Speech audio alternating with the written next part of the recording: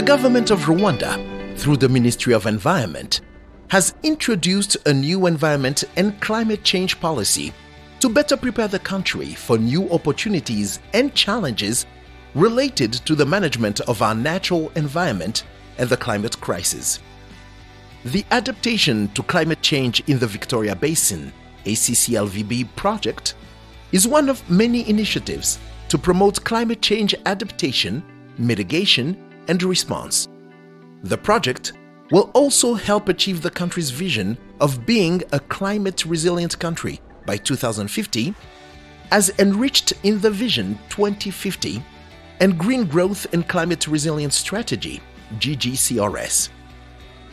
As Rwanda has existing national plans related to the adaptation to climate change, the ACCLVB project activities will be a value addition to those existing plans. The LV project is a project which is implemented in 5 East African countries, including Rwanda, and it's aimed at enhancing Rwandan resilience to the climate change, especially dealing with issues related to the climate change. Rwanda is beneficial because this project is in line with the recently updated National Determined Contribution, which Rwanda submitted to the NFCCC a few months back. To be precise, it was submitted in May 2020. Also, the project is in line with the implementation of our national guiding documents, including NST1, National Strategy for Transformation, especially pillars related to the water conservation and water management, just to combat and to fight against disasters and soil erosion. So the project also has some outcomes which are really in line with our national strategies, including innovative technologies to help the communities to adapt to the climate change effect. Kirehe District is one of the 7 districts of the Eastern Province, which in the most part is often threatened by drought and a big number of communities. The communities have been highly impacted by climate change. Ikibazo rero cy'amazi gituruka ku amazu iyo midugudu nkubwiye, ariko cyane cyane imidugudu 2, Rudu wa Rubona ndetse na Kigarama. Yego, kubera inzu bafite inzu nyinshi kandi nta mireko iriho bafata amazi, nta bigega bafite kandi amazi atuye yegeranye. Amazi rero amanuka kuri ayo mazu niyo azakadusengera. Ni kuvuga ngo ubundi mbona ari nk'ibihe byahindutse bitewe nuko mbere imvura yagwaga ariko nkize ari nyinshi cyane. Yego, ariko mu myaka nk'ibiri 3 4 iciyeho imvura yagiye yiyongera itandukanye n'iyagwaga mbere. Yego, niyo mpamvu rero amazi yagendaga akaba menshi, agenda akaza acama akantu tukagasiba, tugashaka umuganda tugasiba, imvura ikaba nyinshi, aho twasibye n'ubundi ikongera ikagaruka, ikongera ikajyana gutyo paka none imbaraga zacu zibaye nkeye. Aya mazi rero ava ino ruguru andi agaturuka umuhanda uriya, ariko nabwo ava muri za Kigarama.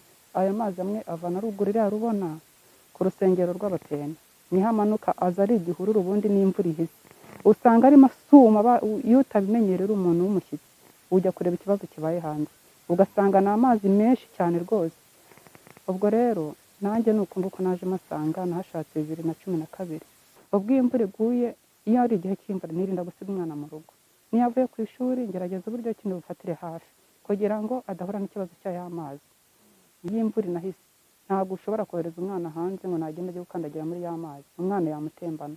Hano twaje kuhatura hameze neza, ari ahantu hameze neza cyane rwose, nta kibazo dufite cy'amazi hateranye umwana ahita, ariko noneho imvura igiye kugwa abantu bamaze kubaka ruguru ya Rusumo, amazi aza guturuka mu mihanda yagiye imanuka ishungura amazi hano niyo yagiye ava ku mabati, noneho tukajya tubona aho turi amazi agenda amanuka agenda yisahana hamanura kugeza igihe tugira ubwato ngenda navuga ati ese ubu aha hantu nahaturiye iki, ubwo amazi arakomeza ariyongera, tukajya bakababwira abayobozi ati hariya haruguru nimujye mucukura ibinogo, abantu bamwe ntibabicukure, ubwo amazi kugeza igihe ahasenyeye akajya aza akamena mu nzu, urebye ntabwo ari jyenyine ariko cyane ahangaha jyewe n'igihe ahuye n'ikibazo n'uyu mubyeyi, kuko amazi nawe yaturukaga hariya haruguru y'inzu nawe akamukubitira inzu, nanjye akaza agasanda agakubita hejuru y'inzu, yego n'impande hirya hari amazi agenda hanyura, ariko cyane hababaje hari hatubangamiye n'ahangaha kuko ahanyura amazi menshi ku buryo nta n'umuntu wapfa kuhanyura amanutse, nta muntu wapfa kuhanyura, ku buryo no kuryama ntabwo iyo yaguye imvura ntabwo dusinzira, ni ukubyuka tukarara twicaye cyangwa tukajya gucumbika. Amazi ateza ibibazo hano ava kuri aya mazu yacu, agakusanya n'andi makeya yaturutse mu musozi, yagera hano mu mudugudu agahura n'ayo ku mabati akaba menshi.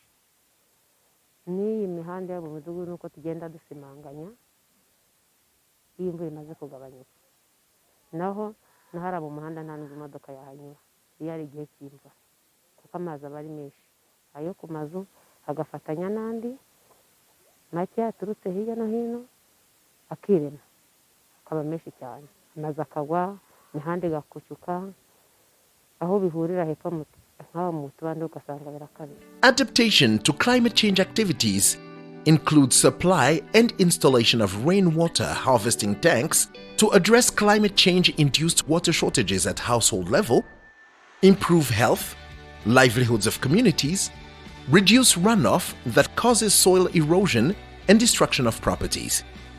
Those who will receive rainwater harvesting tanks are glad that this will help them cope with climate change impacts, specifically rainwater that destroys their properties. Umushinga watubwiye ko uzaduha ibigega bikadufatira aya mazi, nibamara kuhakora nk'uko babitubwira bamaze kuhubaka neza, amazi hano azaba yafashwe, noneho ayo mu muhanda azaba ari makeya, nagera hariya azajya agenda neza ari make, hataguma gucukuka ubujya kuzimu no mu mpande, ntabwo hazongera kuriduka ngo hiyongere. Ibigega nyine bizadufasha nko mu mudugudu bageneye kuba babiha kuko twebwe ntabwo turimo, hari akamaro kuko urabona ko iyo bifashe amazi burya natwe tuba dufite umutekano. Provision of small grants to support the implementation of community-based small-scale adaptation projects in 10 villages adjacent to Akagera wetland in Kirehe district is another activity that people in these villages hope to change their lives, since the majority were farmers in Akagera wetland. Urugero nk'ubu ngubu muduteye inkunga hari amatsinda amenshi nabonye arayo nk'iryacu ndimo guhinga imboga turikoze neza hanyuma rikatera imbere, umuntu akajya abona udufaranga two kwirwa no mu buryo navuze abana bakiga neza, cyatuma nyine tuzamuka, bigatuma imikorere yacu twarimo itaguma ku buhinzi gusa, noneho umuntu kandi buryo ukora ugenda wungukiramo n'ibindi bitekerezo, umushinga ntuzabe guhinga gusa, ukanacuruza, ushobora no kubona igishoro ugacuruza. Icyambere twebwe uyu mushinga tukimara kuwumva tukumva n'imikorere yawo, twumvise yuko atari bya bindi abantu bafata amafaranga bahawe bakayajyana mu buryo batayasabiye, twumvise yuko nituramuka tubonye ayo mafaranga buri muturage wese twari twagiranye yuko cyambere agomba kugira itungo mu mishinga tuzaba twarateguye. Cya kabiri tuvuga yuko igihe urwo rubyiruko narwo ruzaba ruri mu kazi, hari n'urundi ruba ruvuka narwo rwajya rubona aho rwigira hafi, hanyuma tukazagera igihe umushinga ugenda, kubera ko imishinga igira igihe ikagenda, ariko buri muntu afite ikintu kizamuzamura kikamuteza imbere. Hari imishinga myinshi yadufasha twishyize hamwe kandi tukumva ibintu kimwe nk'abaturage tuba duturanye mu midugudu cyane cyangwa se mu tugari. Hari indi mishinga myinshi cyane twakoreramo, ubwo nabishingira kuba uyu mushinga wateganyije kuba wadutera inkunga ubidufashemo cyane, ntekereza ko dushobora kuzamukira ku bintu bijyanye n'ubuhinzi, ariko atari byo turambirijeho, ahubwo dushaka kugira ngo bizatubere fondasiyo kugira ngo tuve mu buhinzi tujye mu bindi bikorwa bitari ubuhinzi byabasha no gutuma bwa butaka bw'igasozi bubungwabungwa. Byakaba ngombwa nk'uko nguko tujya hano mu gishanga tukahahinga, bitari ngombwa tukanambukira imipaka n'imbibi wenda tuvogera amazi bikatugiraho ingaruka n'ibindi, ibyo tukabyirinda. Imishinga rero navuga buriya nabivuze ati turi mu iterambere, nk'uko amashanyarazi rwose yaratwegereye, hari ubutayeri, ubudozi ubwo. Ikindi twavuga n'ubukorikori cyane bujyanye no kubaza n'ubugeni. Mu kubaza twamaze kubungabunga ya misozi twayiteye amashyamba, ya mashyamba yatubyarira isoko se cyangwa imbaho zo kugira ngo dukore ubugeni n'ubukorikori bwacu tubaza.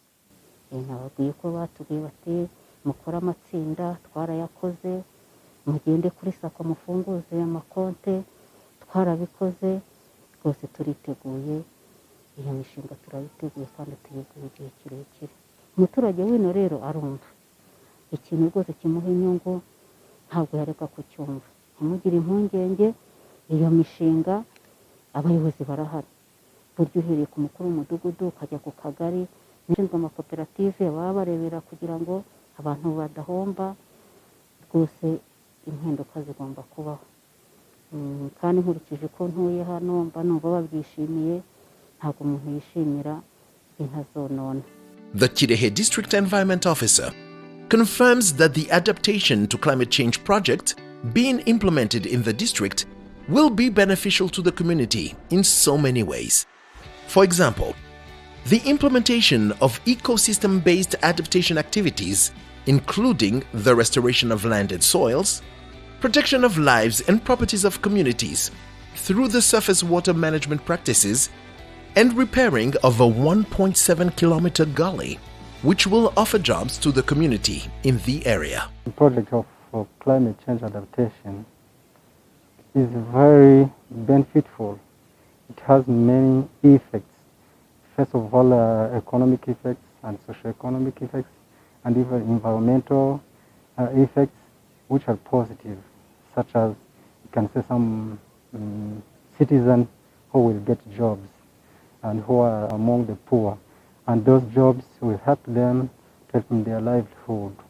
Once again, it will help in soil and watershed management. That is the environmental concern about many fields here.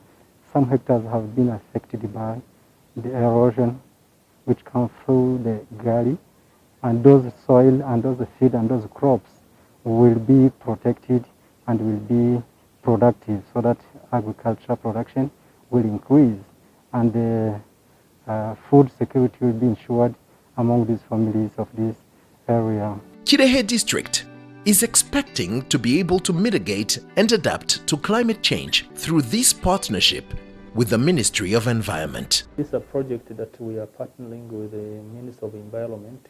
It's kind in our district, but I think we are having a lot of expectation from this project.